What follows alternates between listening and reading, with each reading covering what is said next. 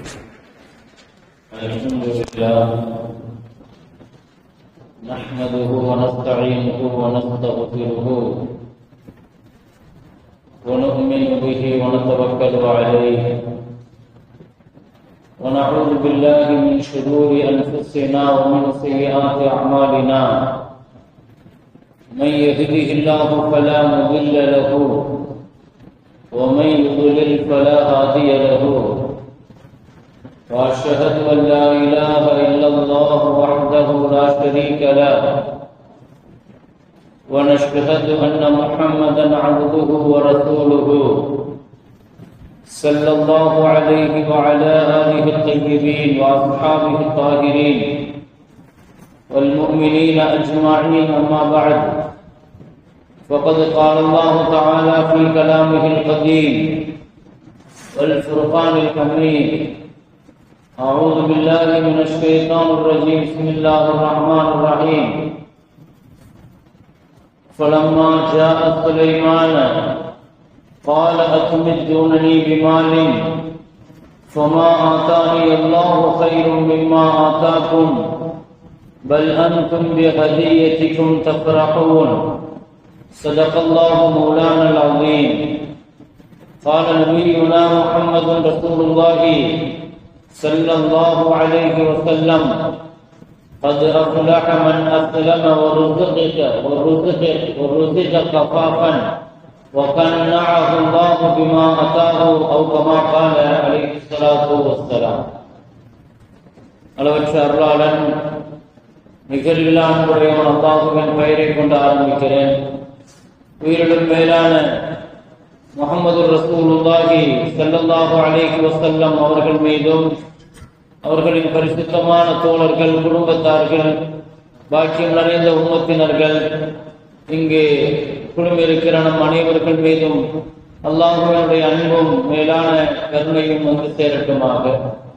கண்ணியமிக்க முஃமினீன்களே, அல்லாஹ்வுடைய நல்லடியார்களே, நபிகள் நாயகம் ஸல்லல்லாஹு அலைஹி வஸல்லம் அவர்களுடைய ஒரு ஹதீஸினுடைய தொடர் ஜும்மாக்களின் வாயிலாக நாம் தொடர்ந்து பார்த்து வருகிறோம். சய்யிதுனா அபூ ஹுரைரா ரலியல்லாஹு அன்ஹு அவர்களுக்கு நபிகள் நாயகம் ஸல்லல்லாஹு அலைஹி வஸல்லம் ஒரு 5 விஷயத்தை அமானிதமாக ஒப்படைக்கிறார்கள். அதிலே முதலாவது செய்தி நமக்கு தெரியும். ஹராமான காரியங்களை விட்டு தவிர்த்து நடந்தால் அதுதான் மிகச்சிறந்த வணக்கம் என்று பெருமானார் ஸல்லல்லாஹு அலைஹி வஸல்லம் சொன்னார்கள். இரண்டாவது விஷயம், அல்லாஹு தஆலா உங்களுக்கு என்று உங்கள் வாழ்க்கையில் எதை பங்கு வைத்து கொடுக்கிறானோ அதை அல்லாஹ்வுக்காக பொருந்திக் கொண்டு வாழுங்கள், பொருத்தத்தோடு வாழ்க்கை நடத்துங்கள். அல்லாஹ் உங்களை மிகச்சிறந்த சீமானாகவும் செல்வந்தனாகவும் அல்லாஹ் உங்களை வாழ வைப்பான் என்று நபிகள் நாயகம் ஸல்லல்லாஹு அலைஹி வஸல்லம் சொன்ன இரண்டாவது செய்தியை பற்றிய ஒரு சில தகவல்களை கடந்த 1-2 ஜும்மாக்களுக்கு முன்னால் நாம் அது சம்பந்தமாக பார்த்தோம். கண்ணியமிக்க முஃமினீன்களே, அதிலேதான் நான் ஒரு செய்தியை குறிப்பிட்டேன். அல்லாஹு தஆலா எவ்வளவு தூரம் நமக்கு ரிஸ்க் தருகிறானோ அவ்வளவு தூரம் அல்லாஹ் நம்மிடத்தில் இருந்து வணக்க வழிபாடுகளை அல்லாஹ் நம்மிடத்தில் எதிர்பார்ப்பான் என்று குறிப்பிட்டேன். மறுபுறத்தில் அல்லாஹுவை பொருந்தி வாழ்வதை விட அல்லாஹ் நம்மை நேசிப்பதற்கு வேறு ஒன்றும் தேவையில்லை. அல்லாஹுவினுடைய பொருத்தத்தை விட அல்லாஹுவிடத்திலிருந்து நாம் பெறுகிற பெரும் பாக்கியம் வேறொன்றும் இல்லை. ஒருவானும் மினல்லாஹி அக்பர். அல்லாஹுவின் பொருத்தம் ஒரு மனிதனுக்கு கிடைக்குமானால் அது சொர்க்கத்தை விட பெரியது என்று அல்லாஹ் குறிப்பிடுகிறான். அல்லாஹ்வினுடைய பொருத்தம் எதில் கிடைக்கும்? அல்லாஹ் நம்மை எப்பொழுது பொருந்திக் கொள்வான்? நாம எப்பொழுது அல்லாஹ்வினுடைய செயல்பாடுகளை பொருந்திக் கொள்வோமோ, அல்லாஹ் தரக்கூடிய ரிஸ்கை நாம எப்ப பொருந்திக் கொள்வோமோ அப்பதான் அல்லாஹ் நம்மை திருப்திப்படுவான் என்று நபிகள் நாயகம் ஸல்லல்லாஹு அலைஹி வஸல்லம் அவர்களும் நபித்தோழர்களும் நமக்கு குறிப்பிடுகிறார்கள். அப்படியானால் ஒரு மூமினுடைய வாழ்க்கையில் மிகச்சிறந்த விஷயம் என்னன்னா கனாஅத் என்று சொல்லுவார்கள். கனாஅத்னா என்ன? போதும்ங்கிற மனசை உண்டாக்கிக்கிறது. இது ரொம்ப பெரிய பாக்கியம். அதனால தான் நபிகள் நாயகம் ஸல்லல்லாஹு அலைஹி வஸல்லம் அல்லாஹ்விடத்தில் ரிஸ்க் கேட்கிற பொழுது, யா அல்லாஹ் எனக்கு ரிஸ்க் கொடு என்று கேட்பார்கள். யா அல்லாஹ் நீ கொடுத்த ரிஸ்க்ல பரக்கத்தை கொடு என்று கேட்பார்கள். யா அல்லாஹ் நீ கொடுத்த ரிஸ்க்குல எனக்கு போதும் என்ற மனதையும் கொடு என்று சேர்த்து கேட்பார். ஸல்லல்லாஹு அலைஹி வஸல்லம் கேட்கிற துஆல எப்படி இருக்கும்? ரிஸ்க் அல்லாஹ்ட்ட கேட்கிறது மட்டுமல்ல, அந்த ரிஸ்க் பரக்கத்தான ரிஸ்காக இருக்கிறது மட்டுமல்ல, அது என் வாழ்க்கையில போதுமான அளவுக்கு ஆகணுங்கிறது அல்ல. நான்காவதாக ஒன்று இருக்குது, அல்லாஹ் ரிஸ்கை தந்தான், பரக்கத்தாகவும் தந்தான், போதுமான அளவுக்கும் தந்தான். ஆனா மனசு நிறையலன்னு வைங்க, அவன் ஏழை தான். நாங்க ஸல்லல்லாஹு அலைஹி வஸல்லம் அது வாழ்க்கையில மனசு நிறைஞ்சு வாழ்றது மட்டும்தான். கொஞ்சம் ரிஸ்க் கொடுத்தாலும் அது அல்லாஹ்வுக்கு ரொம்ப பிடிக்கும். கொஞ்சம் ரிஸ்க் அல்லாஹ் தந்தா, ஆனா போதுங்கிற மனசு தந்துட்டான்னு சொன்னா இது பெரிய வாக்கியம். அது அல்லாஹ்ட்ட அதைத்தான் கேட்கணும். இன்னைக்கு நிறைய வசதி வாய்ப்புகளை வச்சிருக்கிறவங்கள்ட்ட வாழ்க்கையில நிம்மதி இழந்திருக்கிறாங்க. வாழ்க்கையில நிம்மதி இல்ல. ஆனா வசதி இருக்குதா? வசதி இருக்குது. தேவையான அளவுக்கு வீடு இருக்குதா? இருக்குது. சொத்து செல்வம் இருக்குது, மனைவி மக்கள் இருக்குது. ஆனாலும் ஏதோ வகையில வெறிச்சியா இருக்குது, ஏதோ ஒரு வகையில மன கஷ்டமாக இருக்குது, ஏதோ ஒரு வகையில மன அழுத்தமாக இருக்குது. இது என்ன மன அழுத்தம்? ஏன் இவருக்கு இந்த போதுங்கிற மனசு இல்லாம போச்சு? அல்லாஹ்ட்ட அதிகமாக அதை கேட்கணும். அதிகமாக ஸல்லல்லாஹு அலைஹி வஸல்லம் சொன்னார்கள், ஒரு முஸ்லிம் ஜெயிப்பாரு, கத் அஃப்லஹ மன் அஸ்லம, ஒரு முஸ்லிம் ஜெயிப்பாரு. எப்ப ஜெயிப்பாரு தெரியுமா? மன் ருஸுகி கஃபாஃபன், அல்லாஹ் போதுமான அளவுக்கு அவனுக்கு ரிஸ்க கொடுத்துட்டு, வ கன்னாஹு அல்லாஹு பிமா அதாஹு, அல்லாஹ் கொடுத்தத போதும்ங்கிற அளவுக்கு திருப்தி பட்டுட்டாரு. அல்லாஹ் தந்துட்டா அல்ஹம்துலில்லாஹ், எனக்கு போதும் நினைக்கணுமா? இது ரொம்ப பெரிய பாக்கியம். அது அப்படி நினைச்சுட்டா இவர் ஜெயிச்சிருவாருன்னு நாங்க ஸல்லல்லாஹு அலைஹி வஸல்லம். இன்னைக்கு வாழ்க்கையில் அப்படித்தான். பெரும்பாலும் இதைத்தான் நம்ம இழந்து நிக்கிறோம். இந்த கனாஅத்தை நம்ம இழந்து நிக்கிறோம். அல்லாஹும்ம கன்னஅனி பிமா ஆதைதனி, ஸல்லல்லாஹு அலைஹி வஸல்லம் இப்படி துஆ செய்ய சொன்னாங்க. அல்லாஹும்ம கன்னஅனி பிமா ஆதைதனி, யா அல்லாஹ் நீ கொடுத்தத கொண்டு எனக்கு போதுமாக்கி கொடு, நீ கொடுத்தத கொண்டு எனக்கு போதுமாக்கி எண்ணத்தை கொடு.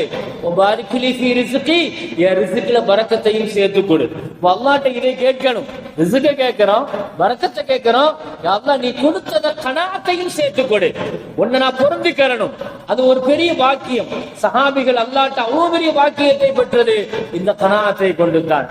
கனாஅத் எப்ப கிடைக்கும்? போதுங்கிற மனசு எப்போ வரும்? நபிகள் நாயகம் ஸல்லல்லாஹு அலைஹி வஸல்லம் அதற்கு பயிற்சி கொடுத்தார்கள். குர்ஆன் அதற்கு பயிற்சி கொடுக்குது.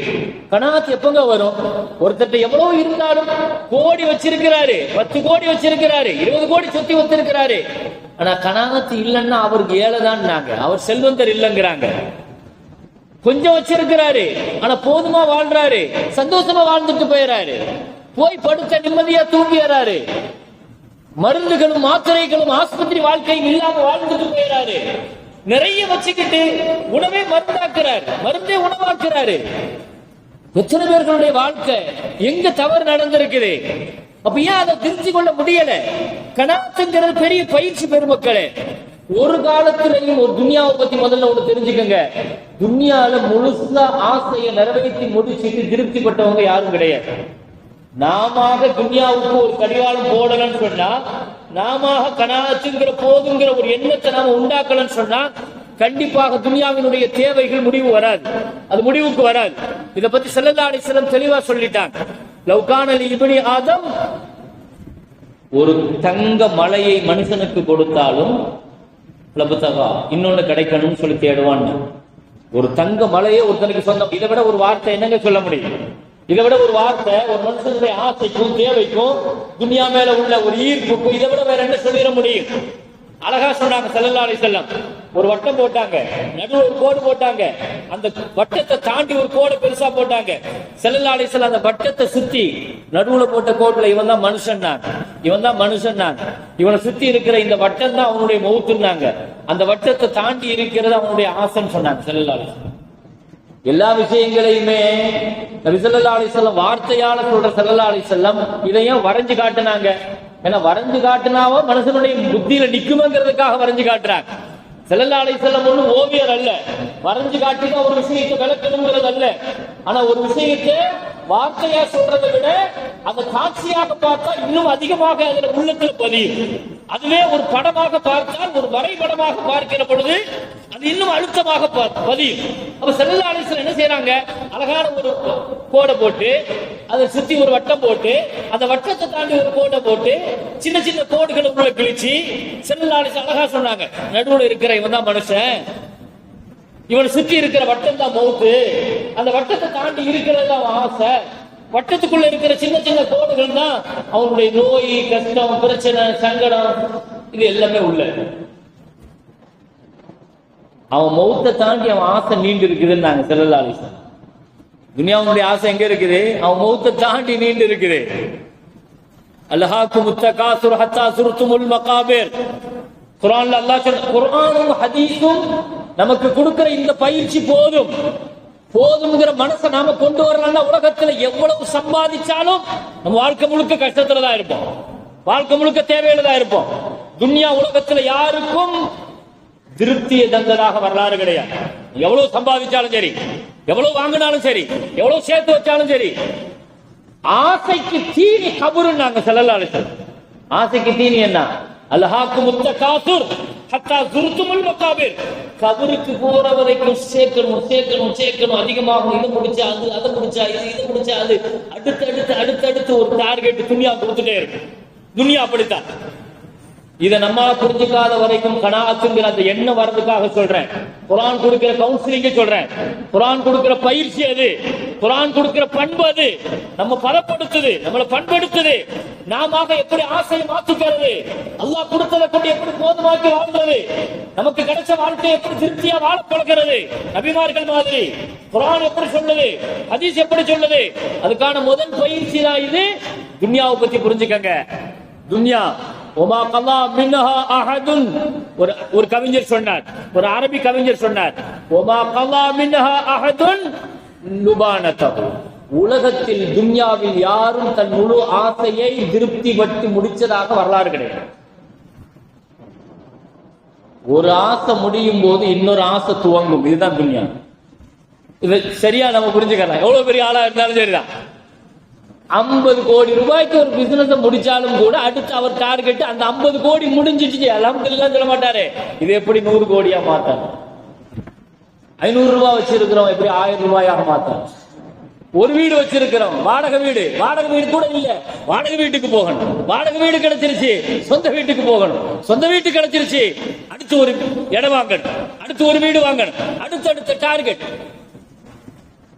வாகனங்களில் இருந்து, வீடுகளில் இருந்து துன்யாவினுடைய சுபாவம் என்று குர்ஆன் சொல்லுது, ஹதீஸ் சொல்லுது. தேவைகள் முடிவுக்கு வராது, நாம அதுக்கு கடிவாளம் போடுற வரைக்கும். நாம அதுக்கு ஒரு கடிவாளம் போட்டாகணும். இல்லைன்னா அப்படியே பிடிச்சு கொண்டு போய் கடைசி வரைக்கும் அப்படியே முதல்ல சொல்லுவார், இப்படி ஆகணும். குழந்தை பையனை படிக்க வைக்கணும், அடுத்து பையனுக்கு காலேஜ், நல்ல காலேஜ், நல்ல வேலை, பையனுக்கு நல்ல ஒரு நிக்காக, அதுக்கு பின்னால பையனுக்கு ஒரு நல்ல ஒரு வீடு வாங்கி கொடுக்கணும். சரி, அதுக்கு அடுத்து பையன் சொல்லி அப்படியே போய் அவருக்கு வேலை, போய் ஜாப், அப்படியே அடுத்து பேர பிள்ளைக்கு வந்துருவாரு. பேர பிள்ளைக்கு அடுத்து பேரனுக்கு ஒரு வீடு வாங்கணும், பேரனுக்கு ஒரு படிப்பு கிடைக்கணும். இது முடிவுக்கு வராது என்று சொல்கிறது குர்ஆனும். இதைத்தான் தெளிவாக உங்களை அப்படியே கையை பிடிச்சு கொண்டு போய் கபர் வரைக்கும் கொண்டு போய் தேவைகள் அடுத்தடுத்த டார்கெட் அடுத்தடுத்து ஒன்னாக வச்சுக்கிட்டே இருக்கும் துன்யா. அப்போ அந்த போதுங்கிற மனசு எப்போ வரும்? முதல்ல துன்யாவை புரிஞ்சுக்கணும். இது ஒரு காலத்திலேயும் இது வராது. ஒரு வியாபாரம் முடிஞ்சிச்சு, அல்ஹம்துலில்லாஹ் நினைச்சிருப்பாரு ஒரு 50,000 ரூபாய் கிடைக்கணும், 1 லட்சம் ரூபாய் கிடைக்கணும்னு வைங்க, அது கிடைச்சிருச்சு. சரி, ஓகே. இப்ப அடுத்து அந்த 1 லட்சம் ரூபாய், அடுத்து 5 லட்சம் ரூபாயா, 10 லட்சம் ரூபாயா, வியாபாரம், ஒரு வியாபாரம். இது முதல் விஷயம். குர்ஆன் சொல்லுது முதல்ல துன்யாவை புரிஞ்சுக்கங்க. போதுங்கிற எண்ணம் நாம உண்டாக்குனாலே தவிர துன்யா நமக்கு அதை தராது. இது தெளிவா விளங்கிக்கங்க. இதை முடிச்சுட்டா அல்ஹம்துலில்லாஹ் மனசு திருப்தி பட்டு நாம நினைச்சுக்க வேண்டியதான். நாம ஆறுதல் சொல்லிக்கிறோம், ஓ இதை மட்டும், இது ஒண்ணுதான், யார்கிட்ட வேணாலும் கேளுங்களேன். அவரு தன்னை நியாயப்படுத்தி பேசுவாரு. யார்கிட்ட கேட்டாலும் எனக்கு பெரிய அளவுல ஆசை ஒண்ணும் இல்லைங்க, இதெல்லாம் வாய்க்கு பேசுற வார்த்தை. நப்ச கேட்டு பார்த்தா தெரியும், பெருசா எனக்கு ஒண்ணுமே இல்லை, ஒரே ஒரு விஷயம் மட்டும்தான் அப்படின்னு ஒண்ணு சொல்லுவாரு. சரி, அது முடிஞ்சுட்டு அவர்கிட்ட போய் கேளுங்க, அல்ஹம்துலில்லாஹ் முடிஞ்சிச்சா, மூக்கு தயாராகிட்டீங்களா, அதை நிறைவேறிட்டீங்களா கேட்டு பாருங்களா. அடுத்து இன்னொன்னு ஆரம்பிப்பாரு, அது துன்யா ஆரம்பிச்சு வைக்கும். எனவே குர்ஆன் இரண்டாவதாக முன்வைக்குது, வாழ்க்கையில எப்பவுமே போதுங்கிற மனசு வரணும்னா உங்களை விட பெரிய வாழ்க்கையை வாழ்ந்துட்டு இருக்கிற துன்யாதாரிகளை நீங்க பார்க்காதீங்க. இது ரொம்ப முக்கியமான விஷயம். இன்னைக்கு பக்கத்துல உள்ளவனையும், கூட வேலை பார்க்கிறவங்களையும், கூட பிறந்தவங்களையும் இப்படியே பார்த்து பார்த்து பார்த்து பார்த்து பார்த்து இப்படியே ஆசையை வளர்த்துக்கலாம். குர்ஆன் சொல்லுது, லா தமுத்தன்ன ஐனைக இலா மா மத்தஅனா பிஹி. குர்ஆனுடைய தெளிவான வார்த்தை. உங்களை விட பெரிய வாழ்க்கை துன்யால ஆখিরাத்துல பாருங்க, தீன் விஷயத்துல பாருங்க. நீங்க ஃபர்து மட்டும் தொழுகிறீங்க, அவர் தஹஜ்ஜத் எல்லாம் தொழுகிறாரு, அத பாருங்க. மார்க்க அதை அனுமதிக்குது. உந்துரு இலா மன் ஹுவ அஸ்ஃபல மின்கும். துன்யா விஷயத்துல உங்களை விட கீழ் உள்ளவங்களை தான் நீங்க பாருங்கன்னு நாங்க சொல்லலாம். மேல உள்ளவங்களை பார்த்தாலே கஷ்டம்தான். மேல உள்ளவங்களை பார்த்துதான் இன்னைக்கு எந்த வகையிலையுமே அல்லாஹ் தந்த நியமத்தை நாம உதாசீனப்படுத்துறோம். நமக்கு அல்லாஹ் எல்லா நியமத்தையும் தந்திருப்பான். நம்ம நியமத்தை, நம்ம பெற்றிருக்கிற பாக்கியத்தை பத்தி நம்ம உணர்றதே கிடையாது. ஏன்னா நம்மளை விட மேல உள்ளவனையே பார்த்து பார்த்து பழகி இருக்கிறோம். எனக்கு 50,000 ரூபாய் சம்பளம் கிடைக்குது, 1 லட்சம் ரூபாய் சம்பளம் கிடைக்குதுன்னா அல்ஹம்துலில்லாஹ்னு சொல்லி வாழணும்னா நான் 5 லட்சம் வாங்குறவனை பார்க்காம இருக்கணும். என் கூட படிச்சிருக்கலாம், ஒன்னா படிக்கலாம், ஒன்னா வாழலாம், என் கூட பிறந்திருக்கலாம், என் பக்கத்து வீட்டுல இருக்கலாம், என் நண்பனாக இருக்கலாம். ஸல்லல்லாஹு அலைஹி வஸல்லம் அழகா கவுன்சிலிங் கொடுக்குறாங்க. குர்ஆன் கொடுக்குற பயிற்சி. லா தபுத்தன்ன. ரசூலுல்லாஹ்வை பார்த்து அல்லாஹ் சொன்னா, நபியை பார்த்து அல்லாஹ் சொன்னா, லா தமுத்தன்ன ஐனைக, நபியே உங்க பார்வை நீங்க திருப்ப கூடாது. உலகத்துல ஆடம்பரமா பெரிய பணக்க வசதியோடு வாழ்ந்துட்டு இருக்கிறான் பாருங்க, இவனையெல்லாம் நீங்க பார்க்காதீங்க நபியேன்னு அல்லாஹ் சொன்னான். ஸஹரத்துல் ஹயாத்தி துன்யா, துன்யாவில் இப்படி வாழ்ந்துட்டு இருக்கிறவன் பார்க்காதீங்க. ஸல்லல்லாஹு அலைஹி வஸல்லம் கேட்டாங்க, ஏற்கனவே சொன்ன செய்தி ஞாபகம் இருக்குது. கயிற்று கட்டில படுந்து உடம்பெல்லாம் கயிற்று கோடுகள் கிழிக்கப்பட்ட அந்த அடையாளங்கள் தெரிந்த பொழுது, என்ன யா ரசூலல்லாஹ் இப்படி கஷ்டப்படுறீங்க கயிற்று கட்டில அப்படின்னு கேட்ட பொழுது ஸல்லல்லாஹு அலைஹி வஸல்லம் கைசரும் கிஸ்ராவும் எப்படி வாழ்றாங்க பாருங்க யா ரசூலல்லாஹ். உமர் ரலியல்லாஹு சொன்னாங்க. உமர் ரலியல்லாஹு என்ன சொல்றாங்க, நபி அவனை பாருங்க, இவனை பாருங்க, அவன்தான் இப்படி நல்லா வாழ்றானே, அவன் காபிரா இருக்கிறானே, அவன் அல்லாஹ்வை ஏத்துக்கலையே, பாவம் செய்யறானே, அல்லாஹ்வுக்கு மாறு செய்யறானே, அவன்தான் நல்லதானா இருக்கிறான். நமக்கு பல நேரங்கள்ல இந்த மாதிரியான நினைப்புகள் வரத்தான் செய்யும், யாரும் மறுக்க முடியாது. சில நேரங்கள்ல நான் ஒழுங்கா இருக்கணும்னு நினைக்கிறேன், நான் நல்லபடியா சம்பாதிக்கணும்னு நினைக்கிறேன், நான் ஹலாலா சம்பாதிக்கணும்னு நினைக்கிறேன், ஆனா தப்பா சம்பாதிக்கிறான். அவன்லாம் நல்ல சந்தோஷமா இருக்க மாதிரி தானே தெரியுது, அவன்லாம் வீடு வாங்குறான், அவன்லாம் நல்ல வசதி வாழ்க்கையை பெருக்கிக்கிறான், அவன்லாம் நல்லா இருக்கத்தானே செய்யறான். நான் நியாயமா வாழணும்னு நினைக்கிறேன், யாரையும் அடிச்சு பிடுங்காம வாழணும்னு நினைக்கிறேன், ஹலாலா சம்பாதிக்கணும்னு நினைக்கிறேன், ஏன் சம்பாத்தியம் இப்படி இருக்குன்னு நினைக்கிறேன், ஆனா பெருசா வர முடியலையே என்னால. இந்த நினைப்புகள் சில நேரங்கள்ல பல நேரங்கள்ல நமக்கு இருக்கும். குர்ஆன் இதுக்கு கொடுக்கிற அழகான பயிற்சி. உமர் ரலியல்லாஹு ரசூலுல்லாஹ்வை பார்த்து சொன்னாங்க, யா ரசூலல்லாஹ் என்ன யா ரசூலல்லாஹ் அவன்லாம் இப்படி வாழ்றானே, பாவமான ஆட்கள் தானே, இவங்கெல்லாம் இப்படி இருக்கிறான், கைசர் ரோமனுடைய அரசர், பாரசீக அரசர், எந்த வகையில நீங்க குறைஞ்சிட்டீங்க யா ரசூலல்லாஹ். ஒரே வார்த்தை தான் சொன்னாங்க, உமரே நம்முடைய வாழ்க்கைங்கிறது பயணத்தில் புறப்பட்டு போன ஒருவன் தன் மரநிழலில் தங்கி இருக்கிற ஒரு சில வினாடிகள், சில நிமிடங்கள் தான். அவங்க சில நேரங்கள்ல ஒரு மரத்தினுடைய நிழல்ல தங்கிட்டு அவன் பயணத்துக்கு போவான் இல்லையா, அந்த வாழ்க்கையை தான் நம்ம துணியால வாங்கியிருக்கோம் நாங்க சொல்லலாம். எவ்வளவு அழகான வார்த்தை. கராக்கிபின் இஸ்ததல்ல தஹ்த ஷஜரா, ஒரு மர நிழல்ல ஓய்வு எடுக்கிறான் பாரு பயணி ஒருவன், எவ்வளவு நேரம் ஓய்வு எடுத்துற போறான். அப்படி ஒரு துனியாவை தான் நம்ம வாங்கி இருக்கிறோம். 60 வருஷம் 70 வருஷம் 80 வருஷம் நின்னாக்கள், நடந்தாக்கள், போனாக்கள், சொத்து வாங்கினாக்கள் அப்படி அப்படி போட்டுட்டு போயிடுவான். அவ்வளவுதான். நிறைய சேர்த்து வச்சிருப்பான், அப்படி அப்படி போட்டுட்டு போயிடுவான். இப்படித்தான துனியால கடந்து போகிறோம். ஒரு பயணியினுடைய வாழ்க்கை மாதிரி தான் நம்ம வாழ்ந்துட்டு போகணும். உமரு, எப்பொழுதாவது உங்களுக்கு அதிகமான இந்த ஆசையை ஷைத்தான் கலப்புனா நீங்க மனசுல இந்த நினைப்புல வைங்க, நான் வச்சிருக்கிற வாழ்க்கை கடந்து போகிறதுக்கான வாழ்க்கையை தான் நான் வாழ்ந்துட்டு இருக்கிறேன். நான் எவ்வளவு பெரிய அளவுல சொத்து செல்வம் என் மௌத்து வரைக்கும் தான் அது என் பேர்ல இருக்கும், என் பேர்ல இருக்கும். மௌத்தா போயிட்டா ஸல்லல்லாஹு அலைஹி வஸல்லம் சொன்ன மாதிரி, குர்ஆன்ல அல்லாஹ் சொல்ற மாதிரி, உங்க மகனோ உங்க மனைவியோ நாளைக்கு மறுமையில அவங்கள்ட்ட வந்து ஒரு நன்மை கேட்டாலும் தரமாட்டாங்க.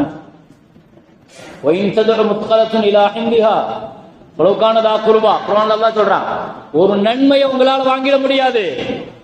எந்த மனைவிக்காக மக்களுக்காக ஹராம் ஹலால் எல்லாம் பார்க்காம சொத்து செல்வத்தை சேர்த்து வைக்கிறோமோ, அந்த மனைவியிடமிருந்தும் மக்களிடமிருந்தும் உறவுகளிடமிருந்தும் நாளைக்கு மறுமையில உங்களுக்கு தேவன் சொல்லுகிற பொழுது ஒரு சுபஹானல்லாஹ் நன்மை இல்ல, ஒரு நன்மையை வாங்க முடியாது. நாங்க ஸல்லல்லாஹு அலைஹி வஸல்லம் கொடுக்க மாட்டார்கள். யௌம யஃபிருல் மர்உ மின் அஹி, குர்ஆன் வார்த்தை, இது சத்தியமான வார்த்தை. ஒருவன் சகோதரனை பார்த்து ஓடுவான் மறுமையில, தகப்பன் பார்த்து மகன் ஓடுவான், கணவனை பார்த்து மனைவி ஓடுவாங்கிறான் அல்லாஹ். பார்த்தா தானே கேட்டுருவாங்க, கேட்டுட்டா கொடுக்க போறதில்லை, கேட்டுட்டா நன்மையை தரமாட்டேன்னு சொல்லிடுவாங்க.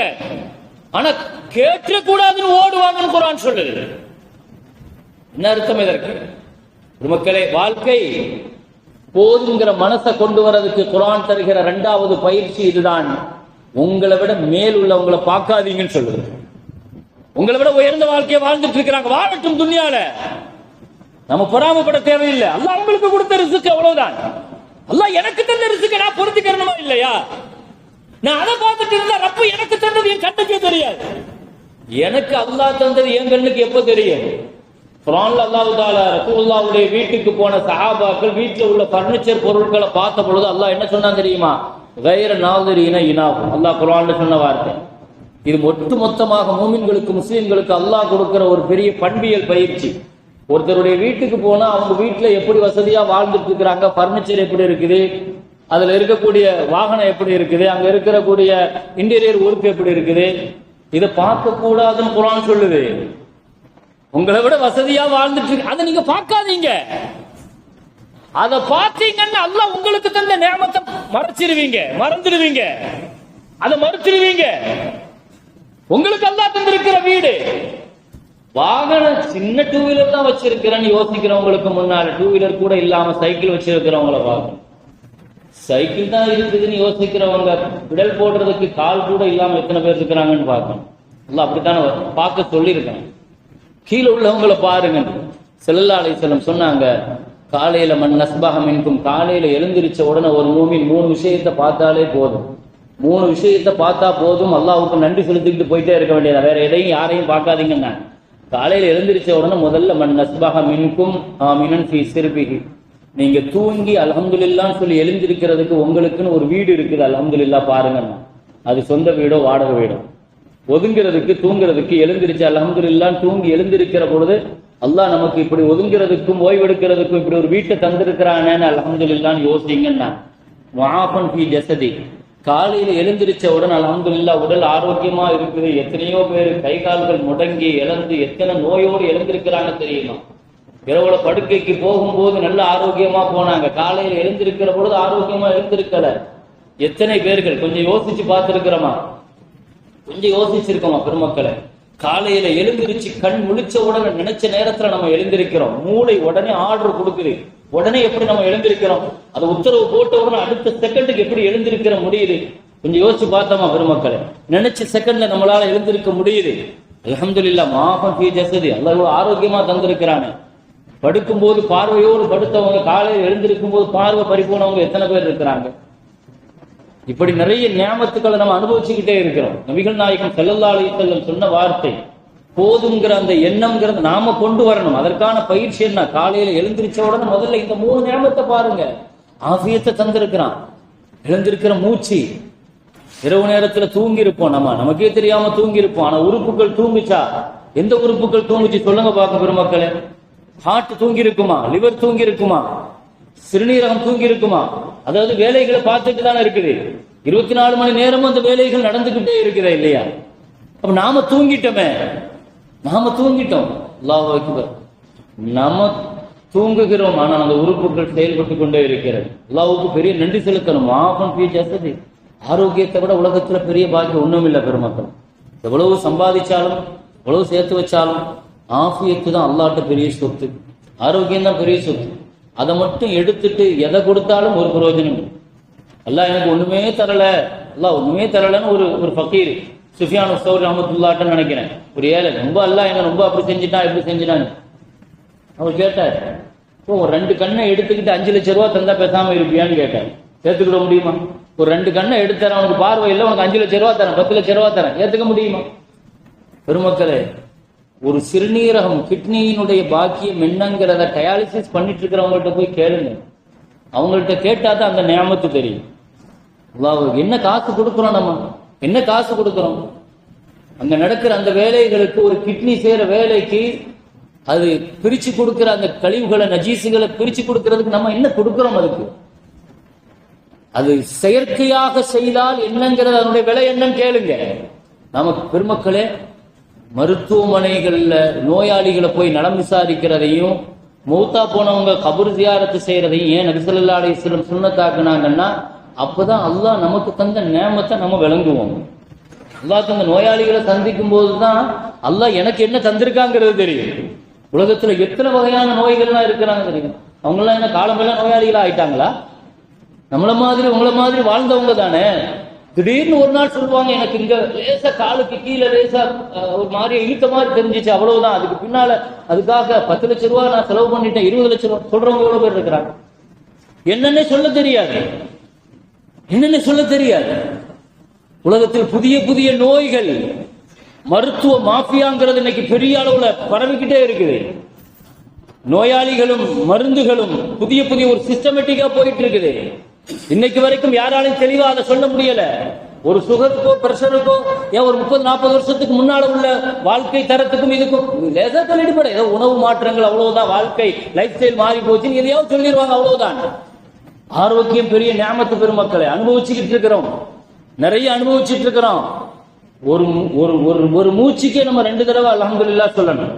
ஒரு தடவை மூச்சு இழுக்கிறதுக்கு அல்ஹம்துலில்லாஹ், வெளியே வர்றதுக்கு அல்ஹம்துலில்லாஹ். இழுத்த மூச்சு வெளியே வரனாலும் மௌத்தாயிடும் இல்லையா, திரும்ப மூச்சு இழுக்க முடிக்கிறதுனாலும் மௌத்தாயிடும்.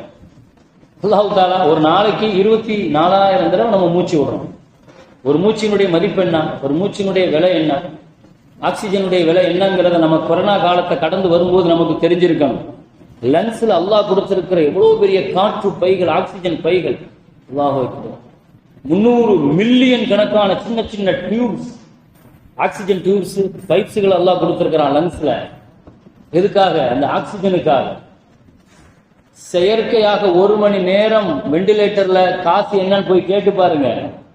1 மணி நேரம் உள்ள இருக்கிறதுக்கு அந்த ஆக்சிஜன் செயற்கையா இது பண்றதுக்கு 40,000 ரூபாய் 50,000 ரூபாய் ஹாஸ்பிட்டலை பொறுத்து. அல்லாஹ்வுடைய நியமத்தை புரிஞ்சுக்கிறதுக்காக சொல்கிறோம். பெருமக்களே, நோயாளிகள் ஒன்றும் காலமெல்லாம் நோயாளி ஆகிறது இல்ல. திடீர்னு ஒரு நிமிஷம் தான், அவுது பில்லாஹ், அல்லாஹ் பாதுகாக்கணும். நல்லா வாழ்ந்துட்டு இருந்தாரு, திடீர்னு ஸல்லல்லாஹு அலைஹி வஸல்லம் வந்து இப்படி சொல்லுவாங்க, திடீர்னு மௌத்தாயிட்டாரு, திடீர்னு மௌத்தாயிட்டாரு. ஸல்லல்லாஹு அலைஹி வஸல்லம் திடீர்னு மௌத்தாகல, சரி கொஞ்சம் நோயில படுத்துட்டு மௌத்தானாரு. அப்ப என்ன சொல்லுவீங்க? மௌத்துக்கு காரணம் தேவை, அவ்வளவுதான். நம்ம காரணங்களை தேடிக்கிடுவோம். சரி, நபி ஸல்லல்லாஹு அலைஹி வஸல்லம் சொன்னார்கள், காலையில எழுந்திருச்ச உடனே இந்த 3 விஷயத்தை மட்டும் யோசிங்கன்னாங்க. தூங்கி எழுந்திருக்கிறதுக்கு அல்லாஹ் ஒரு வீட்டை தந்திருக்கான், அல்ஹம்துலில்லாஹ். அல்லாஹ் ஆரோக்கியத்தை தந்திருக்கிறான், அல்ஹம்துலில்லாஹ். 3ஆவதாக சொன்னாங்க, கூத்து யௌமிகி, இன்றைய நாளை கழிக்கிற அளவுக்கு அல்லாஹ் என் வாழ்க்கையில ரிஸ்க் தந்திருக்கிறான். இன்றைய கழிக்கிறதுக்கு என்கிட்ட ரிஸ்க் இருக்குது, அல்ஹம்துலில்லாஹ். இது இந்த 3 கிடைச்சாலே நீங்க தான் பெரிய செல்வந்தர்னாங்க ஸல்லல்லாஹு அலைஹி வஸல்லம். அப்படிப்பட்ட ஒரு வாழ்க்கை அல்லாஹ் நமக்கு தந்திருக்கிறான் பெருமக்களே. எனவே போதுங்கிற அந்த எண்ணம் வர வேண்டும் என்று சொன்னால் குர்ஆன் தருகிற இந்த பயிற்சி இன்ஷா அல்லாஹ். இனியும் ஸல்லல்லாஹு அலைஹி வஸல்லம் சில விஷயங்களையும் சொன்னார்கள். தொடர்ந்து ஜும்மாக்களின் வழியாக பார்ப்போம். அல்ஹம்துலில்லாஹி ரப்பில் ஆலமீன். அஸ்ஸலாமு அலைக்கும்.